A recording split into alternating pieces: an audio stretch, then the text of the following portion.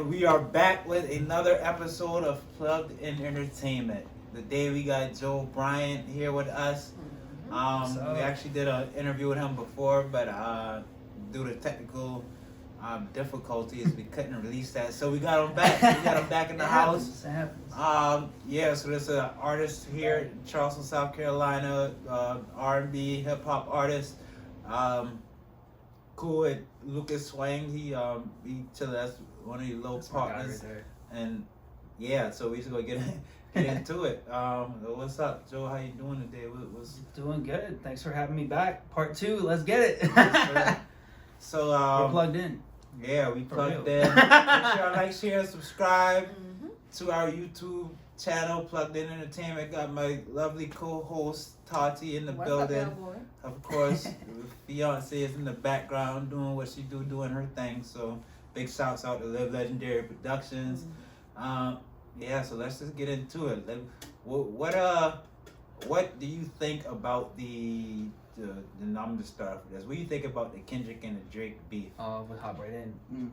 I don't know. I love it. It's been like kind of quiet in rap for a minute. There hasn't really been any like drama since like the Drake and Pusha thing. Right. So it's been like quiet. Like I think there's been good music dropping, but there's been no like drama and like people going at it. So it's it's entertaining, and I'm here for it. Honestly, I like it. You're getting really good fresh music out of it. J. Cole dropped a whole damn album out of it, and then said, "Here's the diss at the very end." when you heard the original, like the first track, did you get excited for what was to come? Or I was, because I was excited because I was like, oh yeah, there's no way, because it was very. He didn't specifically name drop, but it was direct. It was very direct with like the subtitles, using the song titles, album titles, and I was like, oh, he slapped the shit out of Drake. Right. And then threw a couple strays at J. Cole, so I was kind of course, Drake didn't do anything, so I was like, oh.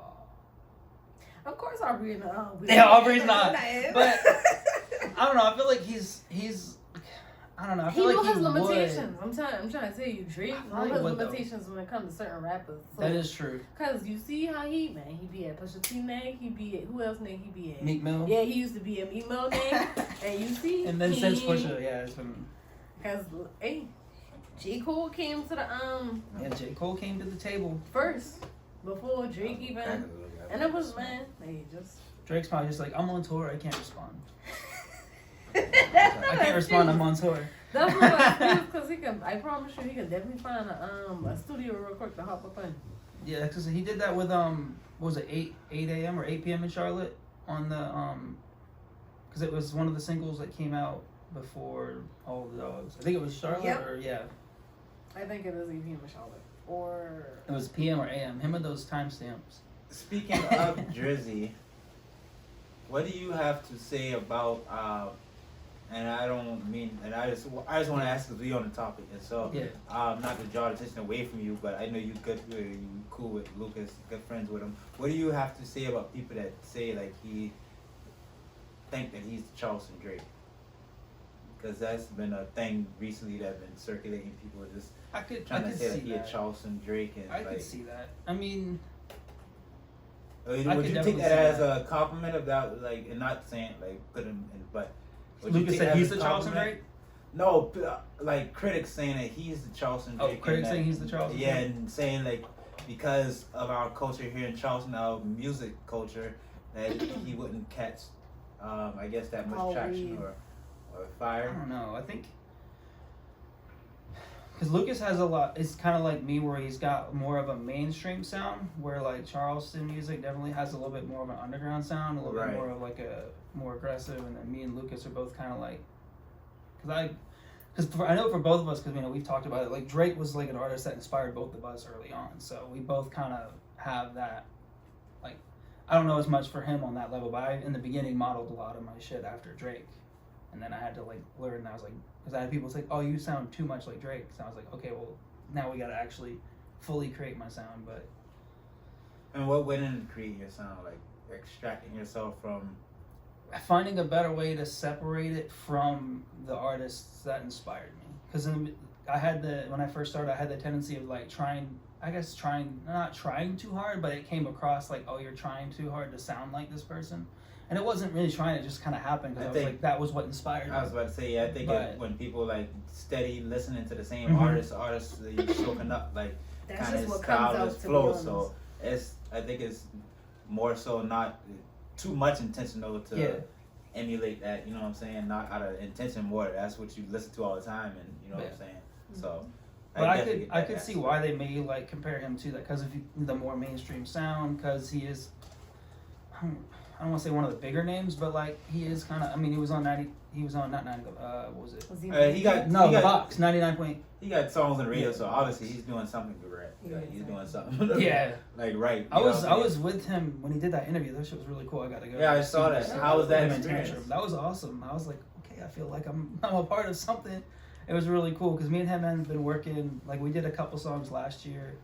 We met at the, because I had another artist that was like called and was like, hey, like this guy, you know, he's doing this 8 World Festival and come out, perform, like it'd be awesome.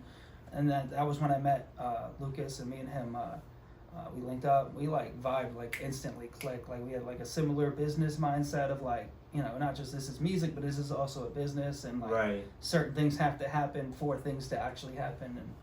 And we just started. I think we worked on a song like 2 days after the festival. I was like back at his house recording, and I was like, all right. And we put it out, and then we did the Flex in the summer, and then we recorded Greater Than Ever, which was gonna come out, but I think he's turning that into like one of his album rollouts that he's working on now. So we're doing a couple new ones that are in the works, but it's been fun. Yeah, like matter of fact, we did.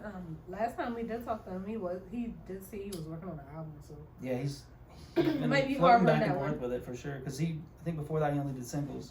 Now I'm like the opposite because I started doing projects. I was like a projects type of like, I was a fan of albums. So I would love to sit there and listen to the albums and like fully like break it down and like give it like multiple listens and like enjoy the experience of like 20 straight songs and the just like listening to the like not the message but the cohesiveness of the project. So I was like that, and then when I started making music I realized like, oh, like you're not getting traction on an album unless you are like a J. Cole or a Drake or somebody up there, and I had to kind of, now I'm more on like singles and stuff like that.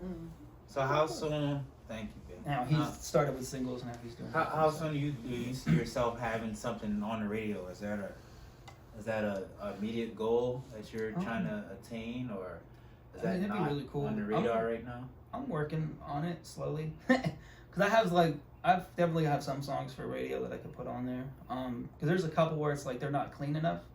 Because I typically don't swear in a lot of music, but then like last year where there was some songs where I like went off. Like I have one called No Love where it's like that's a bop, but like you can't really put that on the radio. But then I have some like Survival where I just went through getting extra licensing stuff on it to where you have to like, because that was another thing, you have to do a whole different thing. Like because I had the BMI and you know, registered and stuff, but you got to do a different registry to make sure you're like can get on the radio waves, and I didn't really have any connections to do that until recently. So okay, that's what's up. That's what's up. Future goals, okay, in mind. Definitely. You're from North Carolina. What do you think? Originally New York. Oh, originally. Yeah, I lived in North Carolina for 2 years. So I was raised in upstate New York until I was like, I can't remember what age. It was just like right after like elementary school. And then I moved with my family because they got tired of like the New York taxes and the New York shit. How describe life in New York? Because I'm from the South. I've never been that far up north. I've been out west, Colorado.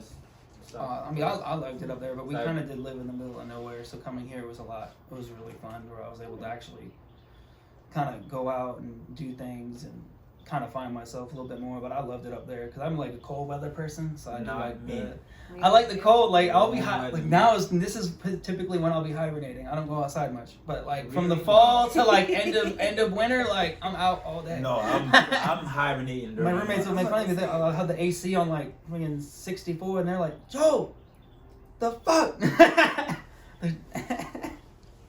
But yeah, but it's I don't know if to say it's too different, but climate's definitely different.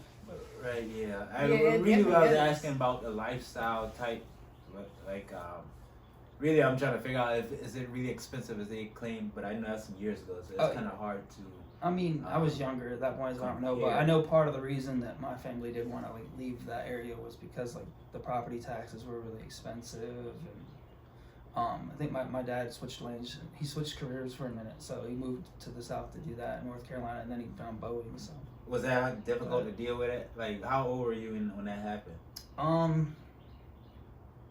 It was like right after elementary school. I can't really remember ages. I want to say like 8 or 9, but I can't remember off the top of my head. Was that like a difficult time, or was that not like really? It was hard at first, but then I met some really great people in North Carolina and found new things. Like that was when I really got into sports and basketball and football, and you know we would go to school, get off every day. I had like a basketball, I had like a space in the driveway where we set up a goal, and like kids from the neighborhood would all come over and play basketball for like hours.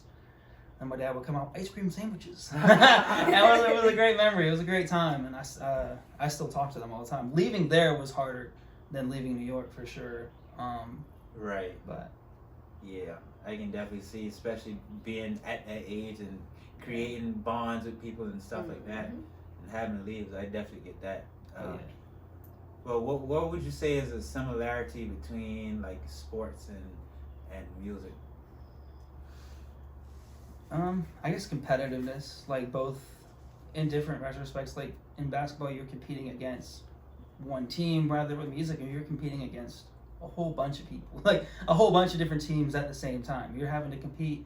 There was a stat that came out last year. I can't remember what the number, but it was like very high, like significant number of songs. I think it was either like a couple thousand or 1 million per day or something. Like the amount of songs that officially get released to Spotify and uploaded per day is like insane. So you're having to really compete and break through a lot of noise, rather with sports where it's like, you know, you're going against one team and you practice, you work hard, you get good enough, you can be the star player. And music, same thing, but you have a lot more to break through, in my opinion, I think. But competitiveness is a big similarity. I also notice how everyone that does music wants to play sports, and everyone that does sports wants to do music. Like, man, what was it from Portland, yeah. Damian Lillard? Damian Lillard's got bars, though. You think you rock with Dame? I haven't listened to a lot of his new stuff, but he had a couple songs a few years ago. I was like, okay, I'm rocking with this. Yeah, I listened to a couple of his, like, he can rap for real. Like, he's I can say, like, yeah, bro valid. Then you got Shaq Diesel. Shaq Diesel on the track. I actually heard his music yet. I heard a couple of them just because they played them on the like pregame and stuff like that. So I checked it out after that. So well, of course. Yeah, it's not as often as you would think. Like somebody being a basketball player, you would think like they would just have his songs. Me personally, I would be like, damn, if I was playing the NBA and I did music, I'd be in the front office. Yeah, like the lead-in song from the ad break. Yeah, this song right here. Yeah, you're playing. I did a business partnership or something. That's crazy. I mean, but like I said, I should check out at Figures because, like, why would they not support him? That's this nigga's. I mean, that's their star player. But they still don't support him like how I feel like. I mean, but they like, they play the man music. What else you want? Yeah. I heard it like once or twice. I ain't hear it like just like. They have basketball games multiple times a week. I feel like if I'm a superstar in the NBA, every time we have home game, play my song. Yeah, my song should be on the speakers. The whole game. Yeah, like my whole album. The whole game. The whole album. I can't. Yeah, because I'm helping y'all sell tickets so y'all can help me sell my album. Like, yeah, but I mean, but at the same time, I could see how he would want to feel like he don't want to feel like his views or his fans aren't based off of that too, so he probably want organic fans, and he don't need fans. Yeah, anyway, he got he got fan base just because he. Yeah, the reason he stayed with the Trailblazers for so long, they were paying him. Exactly. Didn't he leave recently? I don't know. I haven't fell off of basketball lately. I've been on football, but didn't he like? Dame? Yeah, isn't he somewhere else? Oh yeah, Dame with that was like last year. Yes, he definitely is. And they look not that good. I think by default they will get past the first round by default, but by default, not like how they playing. Like they had some terrible losses the last couple of days. Like some terrible losses. Because like against teams Dame got his own name, Giannis got his name too. Now he's actually grown into his name. So like they just really two big personalities clashing in one team. So Golden State made it look too easy. Dame because they reserved the Giannis too though. So Golden State made it look too easy to put a group of superstars together. But they all clicked really well. Let me now tell you're you, taking people that have been. Let me tell you the common denominator there, and that was Kevin Durant. He was so he was so bent on getting the ring. He was going to do whatever it took to. Well, they were good before Durant. Huh? They were good before KD got there, though. Right. No, but I'm saying KD his made sole them purpose. better, and he made them when KD came in, they almost was unguardable before that. Yeah, that's what I'm saying. But he KD gave them more purpose, you just gotta pick your poison. But at the same time, I seen several times where they had stacked teams and it didn't work out at all. You know what I'm saying? Mm-hmm. So it didn't have to work out like that. We thought of it. It was like, yeah, it should, but it took a lot with people stepping down too. Mm-hmm. So I definitely think people downplay that too. It was definitely it could have definitely went like nothing happened because nobody wanted to. Oh, I'm gonna fall back or I'm gonna take a smaller role. So that is a huge possibility too, and I've seen that happen a lot of times. So in that sense, we still got to give him credit too. Mm-hmm. But what was the point I was making?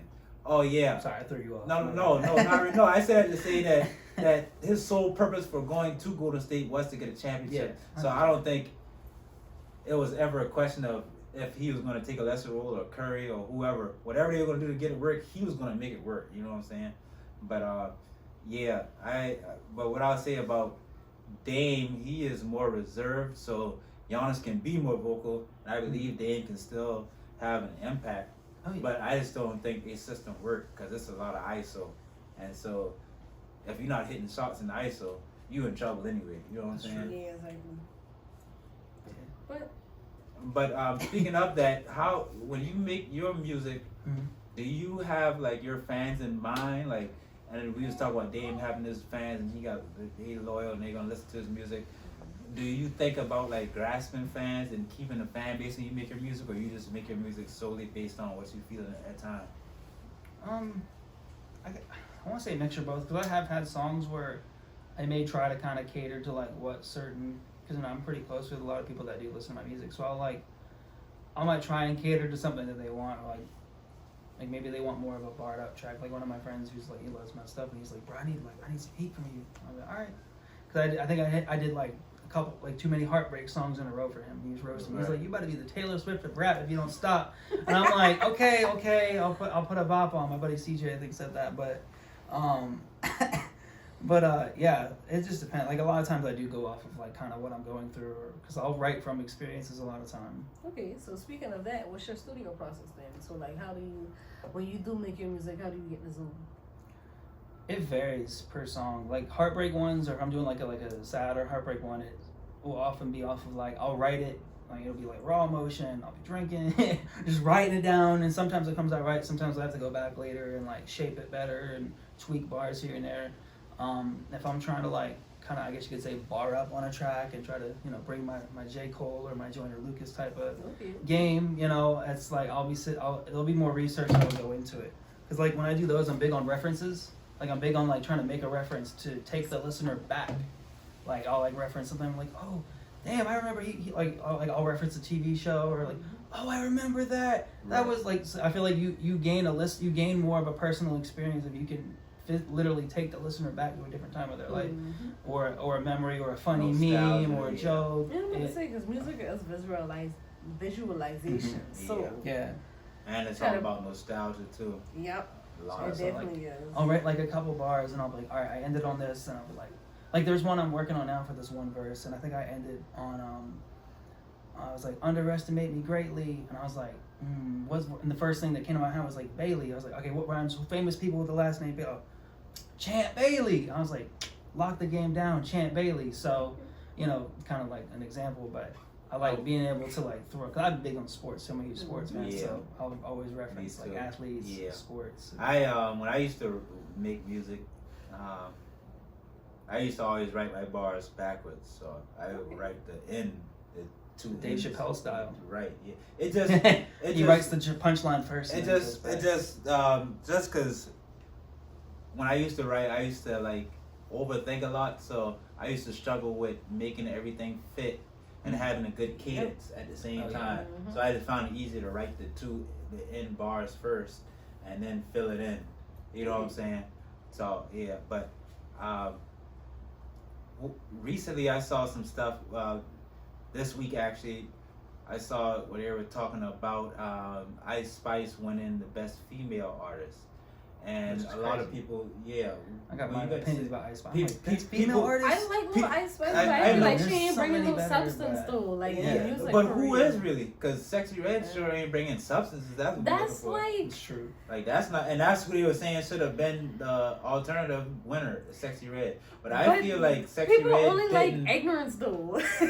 Right? Yeah. They care about is the beat fire. I'm gonna lie. Is the beat fire? Is the cadence Sexy good? Red get bump in the child. Okay, she get bump in the Challenger. But with that being said, like when you really like break down all her music, her shit is raunchy as hell. That shit is right. But like if you. But one thing I will say is that Get It Sexy, that beat's so raw. It's so raw that you can't help but to start bopping to the beat, and then she on beat and she's saying catchy shit. Yeah, so she that is. You know what I'm saying? But it's literally a song full of nothing. Make a difference. But I'm the lie. The only reason, and I was about to lie, but I can't speak for everybody. But with that being said, the Sexy Red, she really put on for the bitches that actually live the life that she be talking about. So like, I get what she's saying too. But like the shit ratchet. Like if I had kids, I'm gonna let my kids. Yeah, no. Let me get this off my head while I'm thinking about it, because I want to make this point right here. The thing about Sexy Red not winning and Ice Spice winning, I think ultimately came down to this.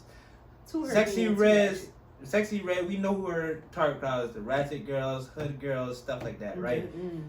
They had her posted up. It's not more ratchet girls than it is soft girls and girls that listen to. And you see who Ice Spice is with at the Super Bowl. She's with Taylor Swift. That was weird because it's not nothing. Exactly. I'm about to say that ratio to ratchet girls to those type of girls is probably about 3-1. So obviously by the numbers alone, by the numbers alone, it's kind of by default that she won. You know what I'm saying? Because it's more of those type of girls that listen to that music than it is the ratchet girls listen to Sexy Red. You know what I'm saying?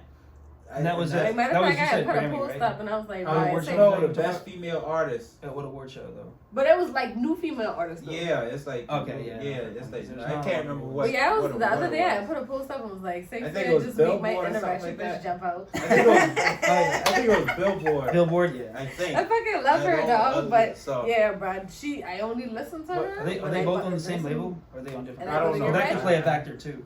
But yeah, are they both on the same label or not? Because that could also goes back. What you got to say about that? So that was my question. What do you think about Ice Spice winning over Sexy Red? I don't know. I mean, I'm not the biggest Ice Spice fan. I think Lola Brooke was in there I will say I don't think there will. But Lola Brooke got bars though. But nobody really want to hear bars. Like I from a female. If I was a female, if I was picking out all of them, I would probably pick her. But like out of female nobody artists, really cares about bars, not for the females. Yeah. Or males either for that matter, because that sucks because to me, Boss Man D'Lo don't have bars. He got catchphrases. Like, and it sounds like people get hyped up over, you know what I'm saying? Oh, 50 floor eating her bars, they get caught up in that. Yeah, like matter of fact, he raps really, like it's he like putting out very Instagram simple. captions. That's how Drake raps too sometimes. No, for real. But like, I mean, you can take a Drake song and pull like 10 captions from it. People like ignorance because they don't live the life that the people who's rapping about the ignorance live. Yeah. So them boy could live the people life through these songs. That's all it is. So, amen. Yeah, but let me stop cutting you off. Yeah, what you got to say about? Well, because like I will say, outside of like, I didn't hear a lot of other names for female rappers outside of that. As far as female artists though, SZA. But she's not new. She's not new, but like this was like really popped off. No, this was just like. But new though. Yeah. I heard a lot more newer like female R&B names and rap names though. Was Lady London in that category? I'm about to see if I can pull it up. We need to see Lady if London she's in that category because, like you just said, people don't respect bars from a female, but she got bars too. Matter of fact, she just dropped a whole Zodiac album. That shit was hard as hell. I can't find it for nothing, man. Dang. I got you. Hold on. Go on, Shira. Billboard.com. I don't know how to work. I know that's a lot of work. You gotta click through some I don't. shit. I knew you the Instagram guru, Tati. You need to put me on game because I don't. I'm lost in TikTok world too. TikTok, bro. So I can't open TikTok sometimes. I'll be on that thing for like an hour and a half. but yeah, let me see if I really want to know what you think about. I know that it was Ice Spice, Sexy Red, and Lady London had to have been in it. I did see Lola Brooks in that one too. Oh yeah, true. Cause I think she won Ice Spice won like 2 awards that night. To be honest.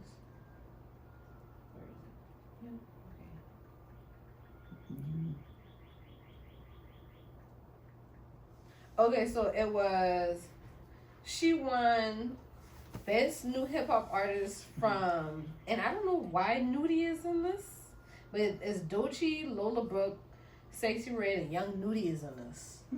I don't know who Young Nudie is. Okay, so yeah, I haven't heard of her. Young Nudie is from Atlanta, but he used to fuck with like Young Thug and them back in the G. But he. Oh yeah, I remember Nudie. Nudie ain't Noodle. He not. What he did? Come back out? No, it's not the fact that he came back. Matter of fact, he dropped the album. I forgot what the album actually called. No, it's not his first album. I remember him being. I thought he used to rap with Rich Homie and Young Thug them back in the Jizzle. He did. Right. But I don't know. Oh, matter of fact, it was the album that Peaches and Eggplants came off of. I don't know what album that is, but it's a food-based album that he dropped. That shit was hard. But I think that's why they're naming him a new artist. Because he just dropped that? Yeah. That's his first. That got to be his first album. I guess it got to be his first studio ruled album because he been dropping like mixtapes and stuff like that. Right. Which one? Young Nudie. Okay. So that's who it was though. Young Nudie, Sexy Red. I'm bad. I'm normally way better at keeping up with the newer artists, but I've been so bad at it lately. Yeah. So Doechii, Sexy. So yeah, what do you think about Ice Spice winning that over Sexy Red? And who would you have preferred? I don't know. I mean, it's just because she's a soft girl. They don't like rap shit. I heard her name more. With the Taylor Swift connection. So she's got a better PR team, but I don't know. But then Sexy Red had that Drake song that I hear all the damn time. Right? Yeah. She does have a better PR team. Rich baby daddy. Yeah. But I feel like that's the reason because Sexy Red just not getting on a, like, she been out, but she's just not getting on a higher platform, and she hasn't really had the saturation that Ice Spice has had. Because Ice Spice been out for a little minute, but she just, people know her. She's a more familiar face than Sexy Red is. Yeah. Plus, she's not a ratchet. And that's, like, they're putting her in the box with Taylor Swift. Her music just matches the Sexy Red. Exactly, but it's from a different region. And people try to say colorism. I don't think that got nothing to do with that. It's simple. No, I'm about to lie. Like, is she light skinned? I don't really. Let me say this: as a female, you wouldn't understand the colorism that we receive, cause it really do be some men that want more lighter, fair skinned females than going towards more darker skinned females, and that's just that dark skin is beautiful. It is, but it's not something about that chocolate skin that just make me melt. Like it's just black and beautiful. It is, but like at the end of the day, I don't know why people do it, but that's just what they do. That's so shallow and simple to me. It is. It really is, but it's just like what we as women go through for real. So right, yeah, and I believe it to a certain extent, but I don't believe that right there had nothing to do with colorism. I really think don't. It's more of like look at the analytics. Ice Spice been out longer. She's pretty much endorsed by Taylor Swift. Therefore, the fan base is going to be bigger. I mean, but who's voting the votes? Them fans is voting the votes. That type of fan is voting the votes. So, just based off the analytics, I don't feel like it was a slight to Sexy Red. No. I just feel like her fan base is larger. Therefore, she's going to get more votes. That's kind of like how it happened. You know what I'm saying? And I'm about to say, both of them kind of endorsed by Nicki Minaj, so you just got to pick either or. Yeah. Right. I mean, I don't prefer it either. So I don't I like Sexy Red. Even though she's ratchet, that's my dog. If they really made me pick, I can't even pick. I don't know. Not out of them. If I was picking out a category, Lola Brooke, that would be number one for me. out that particular category. Yeah, because like I said, she, like, besides, like, people being wretched and shit like that, she might not got bars. She has bars for real. But and that's what I prefer over anything. Yeah. Bars. Exactly. But that's everybody, of course, everybody is not that's not their preference. They just want them a nice little bop to get them through. But how often can you just listen to, like, the thing about the music nowadays, if I listen to rap music too long, and this is not, like, exaggerating at all, I get a headache. Like, my head start, like, it's just so much noise and just, like, it's a lot of noise. Some things, they just be talking, and it's just like, right, bro, there's no substance to it. Like, yeah, what are you talking about? And then I remember a time where it used to be actual artistry, where instead of saying, oh, I'll boonk up and shake my ass, they could have put it into a different form and make it sound more artsy. Pleasing. Yeah. You know what I'm saying? And that's a lost art, I think, too. There's no more artistry, there's no art form. Yeah, it's just saying whatever to a catchy beat. Yeah, and then I ain't really with the offbeat rapping. That shit is so whack to me. Like that'll throw me off, because they'll be like mad in the right pocket. I'm like, all right, okay, and then they just fall off the beat. I'm like, it makes was that supposed to happen? It depends on the rapper for me, because some of them boy be hit or miss. It don't sound good. Like Kodak kind of like. But Kodak's style is so raw. Like, Kodak's style is raw. Like, Kodak, he make it sound good. But he don't even do that often. He don't often rap off beat. But even when he do, he's still somewhat on beat. Like, it's a lot of music now. People just rapping totally. Like, them boys just rapping like they talking. How can you listen to that? I can't even listen to that. Like, it just sound like jumbled up to me. Like, immediately. It's like that old Kanye that. Yeah, bro. Yeah, Kanye was really good. Kanye was fire when he first came out. No, I feel like Kanye still is really good with the artsy side though. Like, because like everyone was like crapping on like the last one that he did, but I was like, Kanye's not coming on here spitting bars, but like the sound. Like, it's so different. It's like Drake's not doing different sound, but this guy's even not doing like. It's a whole different production. I think you still got to be still somewhat relatable and catchy. So no, I just say Kanye stopped at My Beautiful Dark and Twisted Fantasy. Man, that album was so Life of Pablo, crazy. I think was. I like Jesus Came Out. I love Jesus Came Out. That My Dark Twisted Fantasy. That album was really so crazy, brother. And then after that, everything else was just jumbled up to me. I don't know. What is it called? College Dropout. That was raw. That was wrong. That was before that. What's the other one before that? Late Graduation. Oh, Late Registration. That was raw. That one was that had Jeezy on it, right? Yeah, Late Registration and raw as hell. That been tough. And then 808s and Heartbreaks. That was on the fence for me. So he had some good songs in there, but a couple of songs I didn't really vibe with, but I still liked it for the most part. Speaking of Kanye, you saw how the first, like, when right after Kendrick dropped that whole like original diss on Like That, I think it was like Big Sean dropped something, and then Kanye made a post like, I'm the real GOAT, and he started listing all the albums that he had that are like classics, and I was like, I mean, fair. I mean, I love Kanye though, so I can't. I like Kanye. I'm not gonna lie, but he be going off the wall sometimes. Oh, and it's like he does a little bit. I just don't relate to his music now, but I don't. Yeah, but he definitely just his old stuff is just like crazy. And the thing right now I don't see is longevity in the music. Like the new songs is making now. I don't really hear songs like that that I feel like 20 years from now people are still going to want to listen to. I don't hear that. Exactly. But like, them songs from the 70s and 60s and stuff that our granny and auntie them boys listen to, them songs still sound great to this day. You know what I'm saying? Because you know what it does? People just listen to music for like just because it's new in the moment for right now, and they always gonna be looking for the new in the next moment too. So all these things that they really want to be substance ain't gonna be sticking because it's just new and new and new. So them boy just they really gotta just like focus on the actual craft of the music versus just dropping music just to drop music. Right. You know? Do you think the mixtape era kind of messed that up? Like. Yes, I know. Because right around when Gucci, I think it was definitely streaming. I think it was streaming. But some because it changed the whole dynamic of the way it worked. Right. Yeah. And it gave you access to a whole bunch of stuff you didn't have access to. But at the same time, I would say that, like I say, it's just so much trash out there that the streaming would just make me. Exactly. And it has pretty much made me fall all back from mostly new music. You know what I'm saying? Spinrilla. Yeah. For real. It just. But yeah, man. That's just. Yeah, we anything in particular you want to shout out? Any projects coming up or anything like that? No projects, but I've got a lot of new songs in the works. I've got me and Lucas are working on one that'll. We have two in the works. We have one that's gonna be like that's where I'm featuring on his, and then we have one where he's featuring on one of my songs. I've got a couple. I have one song called Company where I hit more on. Like, I go back a little bit more pop. It's called Company. That'll be like a summer vibe. I've got like one more. Working on a couple final like layering takes on that one. So that one I'm hopefully gonna come out. We're in April right now. Yes. Yeah. So probably maybe late April, early May. Just hopefully is how I'm aiming. Because I want that to be coming out fresh in the summer. Yeah. I want to do an EP this year, but it just depends how things line up. But what do you? Matter of fact, since you did say EP, what do you think is a good song amount for an EP?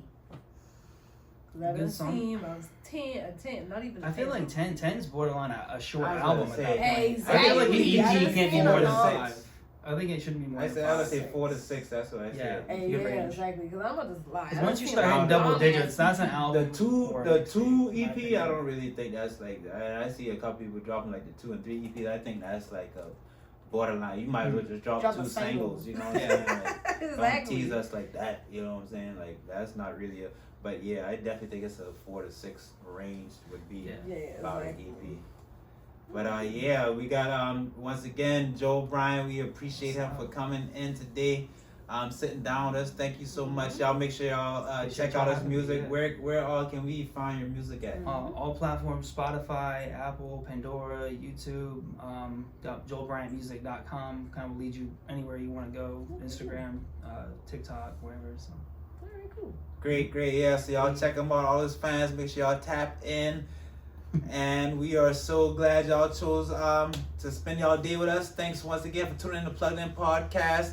The talented Joel Bryant, Tati, my co-host. What's up? We ain't got the rest of the team, but we they gonna be in here with us next time. I'm your host, Product, and of course brought to you by Live Legendary Productions. So shout out Liv, and yeah, y'all plug in with us. We out. Again. See y'all, boy. All right.